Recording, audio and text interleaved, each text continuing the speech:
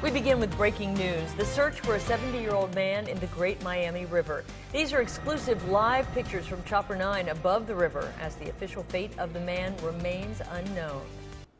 We have team coverage of this search. Right now, we're going to go to 9 on your side's Jason Law in Whitewater Township. This hour, Route 50 is now back open for drivers after it was completely shut down for several hours this afternoon. It was a nightmare for motorists going through Cleves and the Whitewater Township because of this search, which started just after 1 p.m. We're going to push now in live to the Great Miami River here. What you're looking at is the bridge on Route 50 going over the Great Miami River, and this is where a lot of the search was going on. We're told that the search for this 70-year-old man who jumped in the river around 1 o'clock has been significantly scaled back.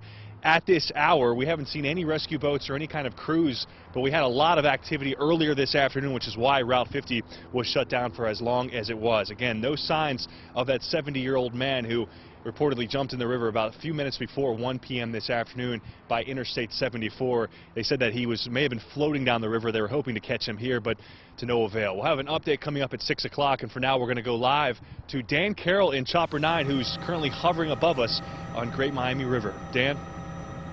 And this is the Hamilton County Incident Command Center, their mobile unit, and this is a vehicle that is leaving the scene. This was the last indicator that there was some activity happening here along the Great Miami River where this search was taking place. There are no more boats on the water, no more, as far as we can tell, spotters who are out on the water looking for this elderly man who either fell or jumped into the water. Now, we were told that he may have jumped or fell into the water up near Route 74, and between here and there, even though it's only about 4 or 5 miles as a crow flies, there is an awful lot of river between here and there, which would make a search very difficult under ideal conditions. But with the swollen river and all the debris that is moving downriver, making search conditions very, very tough today. And it certainly appears that they haven't found anything, and for now, at least, have called this search off. Live in Chopper 9, I'm Dan Carroll.